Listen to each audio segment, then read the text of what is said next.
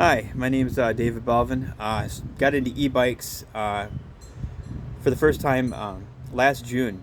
Uh, I never even really knew anything about e-bikes at all. My first bike was a gas-powered bike.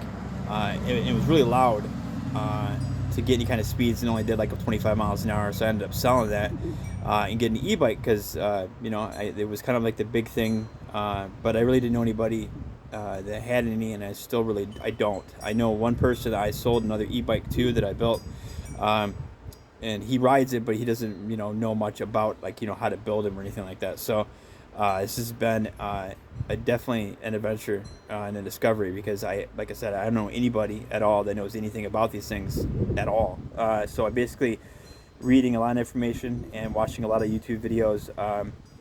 I purchased my first bike was a 500 watt, 48 volt, uh, tot something from Amazon. It was that bad of a bike that I don't even remember the name of it. The only thing of that bike that I still have is the frame, because I really like the frame. It's a really super heavy duty frame that is meant to handle the weight that e-bike consists of, especially when you get in the larger batteries and higher wattages. So that was my first bike. I swapped it out in October. I ended up upgraded to a 1500 watt kit that I got from AliExpress, and I upgraded the battery obviously because that 500 watt only came with I think a 12 battery. So I upgraded to a Halong 20 battery. Ended up purchasing two of those. I didn't use one. I kept that one as storage, and I used the one that I had for the 1500 watt. Now, it seems like that's a pretty good pair. 1500 watt with 52 volt 20 battery. Not much range there though. A lot less than I thought I was going to get. I really thought, being able to just basically throttle it, not have any pedal assist, that I'd be able to go for 30 miles, no problem. That's not the case. I literally, I think I made 19 miles, full throttle, doing like I think I was able to max it out between 35, 36 miles an hour, and it was like no wind on a flat, just regular road. And that was it, 19 miles. I made it almost home, and I had to pedal it. Uh, you know, you know, I want to say around 70, 80 pound e-bike with no pedal assist because the battery is dead. It's like, yeah, trying to drag a dead weight. So that was no fun. And that was last fall. So I ended up upgrading it. I kept the frame from the original 500 watt. Uh, and I upgraded it to this new bike that I have now that I decided to purchase about a month and a half ago. And this is why I'm making this video because I want to show it off. Like I said, I don't have anybody that taught me how to do this. I kind of self-taught myself everything, and I built this from the ground up, soldering the wires, buying it piece by piece and putting it all together. Uh, and there's really no guides when it comes to this stuff because everything's in Chinese. And if you ask somebody on a bike forum, from my personal experience, is you get 15 answers for one question, and they're all correct. Everybody is a master of their own, and the majority of them don't know what they're talking about. So I couldn't really go off what they said. I basically just had to watch videos, and if I made something pop, and if it didn't work, it didn't work, and I had to go back to ground zero again. And it's been an adventure, but it definitely paid off. So I'm going to show you what my bike looks like now. I'm going to flip it over and show it to you. This is my 72 volt 3000 watt e-bike. I paired it with a 72 volt 60 lithium battery, which is housed right here. I have it mounted with two T-block. They're like T-posts, okay? They make a T, it comes out right here, and then it comes out right here. They're pushed against each other, and they're mounted with four blocks to make a surface that's level on top of the top tube for a 50-pound battery to sit on, not just sit, but be safely mounted. So when I'm doing 40, 50 miles an hour on it, it's not moving around when I go to take a corner at 30. So just want to do a zoom around the bike.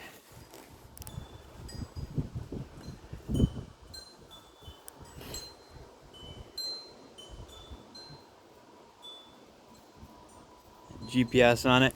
I actually have the battery mounted here, and then I have a 72 volt 80 AH. It's a continuous 80A controller right here, and the battery is a 72 volt 60 AH 80A continuous as well, with obviously 80A BMS.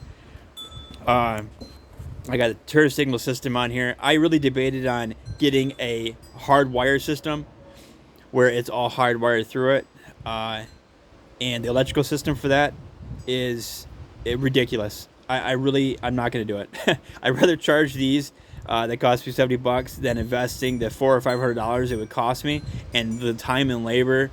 And yeah, so I decided just to go with these USB-C rechargeable blinker system that I have the control mount right here.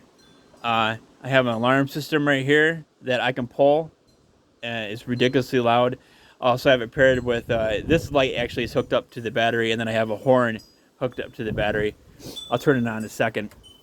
And I also have a hidden alarm system right here that I actually have set up right here with the alarm system when I want to go take off.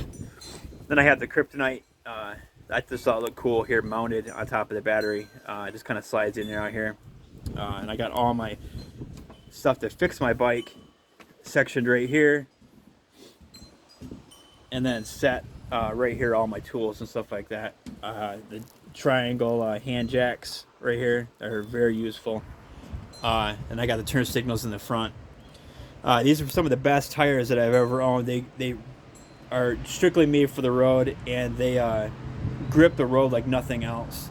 And I got it paired with some slime in there so I don't get flat tires. I've only had, thankfully, knock on wood, one flat tire in the year that I've been riding e-biking up and down the roads of Northwest Ohio. So this bike gets up to speeds of around 62 miles an hour, realistic speeds, and that's the speeds that I've actually personally gotten it to. I've gotten it up to 52 miles an hour is the max that I've actually taken it, and felt comfortable without feeling like I'm going to crash. See that just yesterday I was riding it and I got up to 50 miles an hour, and I went about, I don't know, 28 miles, and I used 11% of the battery. So like I said, it's a beast of a battery. It's a lithium. I have it paired with the 10A charger, so it charges a lot faster. I also have a rear camera.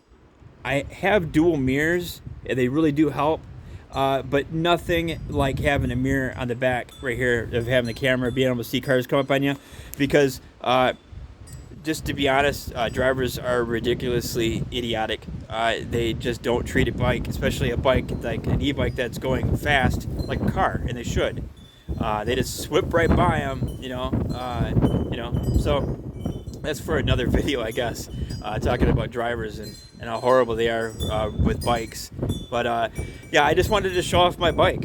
I was really proud of it. I have dual torque arms on both sides, because the torque that this thing can mount, it actually can do wheelies, and it's scary. I've actually had these torque arms save my life. With having as much torque, having the motor almost come right out of the dropouts. And if it wasn't for those torque arms right there, I probably could have well died. So I wanted to, real quick, I have to show you the bike, show you my helmet that I got. This is the helmet I picked up from Amazon. Got it for about $70, and then I have a camera mounted to the front. This is one of those helmets that you push a button on the bottom and the whole helmet retracts up top, so that I could talk to the person, because I have to wear prescription glasses, and most motorcycle helmets, all the visor just opens up and it fogs up and you can't see. So I put this I mounted this lock right here. That's mounted right here, this Rock Brothers, so I can actually attach my helmet to my bike when I lock it up, when I go to the store or anything like that. And they have kind of hidden spots here. Like, this is where my drink holder is at, because I like to call it bike real estate. There's not much room on these bikes. Once you get everything loaded on it, especially as much as I have here, where are you going to put stuff? You could go with saddlebags and stuff like that, but I found that saddlebags, if you actually put what you're supposed to put in it, it can throw your bike off balance. And if you're going at fast speeds, it's not a good idea. I'm a 190-pound man. The bike weighs right now, the battery itself weighs around 50 pounds. With all the tools and everything on it, the bike, if I had to take an estimated guess, because I had a flat tire yesterday and I had to pick this bike up basically by myself and put it in the back of a pickup truck, that it weighs about 150 pounds, maybe give a little bit, 160. Thankfully, I work out quite a bit, and so I was able to do that. But you don't want extra stuff throwing you off balance. That's what I'm trying to get at. So that's why I have my soda mount right here, and actually it fits perfectly a Mountain Dew or whatever water can right here perfectly, and it won't touch the guard or anything like that. And then I have my pump right here attached, because like I said, there's not much room, but everything moves like it's supposed to. Well, I just moved that yesterday, and remounted it, so I have to redo that before I take it out for a ride and readjust it so it doesn't click. But it's supposed to just spin freely, and it will once I adjust it and put it where it's supposed to go. I had to use it yesterday, and I just kind of slapped it in there. But yeah, I just wanted to show my bike off. It does, on average, I do around 40 to 45 miles an hour on the road. Yeah, so this is my beast. I think all said and done, the battery was $1,300 that I got. Chinese battery, but it's a BTR Power 72 volt 60Ah lithium battery. It was $1,300 out the door. And then the kit I got from AliExpress. Like I said, it's a 72 volt 3000 watt, and it comes with I can't remember the name of the display. It's a TFT maybe display, but it was a kit unit. It came with a display. It came with the 72 volt 80 controller, and then the thing, I think that was $600. And then if I factor in the bike, $500. So what is that? What did I say? $1,300 plus $700, $2,000 plus $500, $2,500. I'm gonna knock it out. I pay about $2,400. What to say, just to be generous, and that's not including all the tools I had to purchase for it and everything. Just the bike itself. Not this motorcycle mount for this thing was $30, and the camera was another $60. I mean, just the bike itself, about $2,500, $2,400. And then if you add in, like, the Peloton seat that I purchased, that's not meant for a bike, but it's very comfortable as a bike seat, and I wouldn't trade it for my life for long distances. That was $50 too. So yeah, if anybody finds this interesting and wants to ping off the ideas on e-bikes, I'm here, man. I love talking about this stuff, and like I said, being that I had to self-teach myself everything, I basically know about everything about it, because I literally had to do every single tiny thing. There wasn't anybody I could take it to do it themselves. So yeah, anybody else has a high-powered bike that goes really fast like this and wants to chat, post in the comments. All right, thanks. Have a good one. Bye.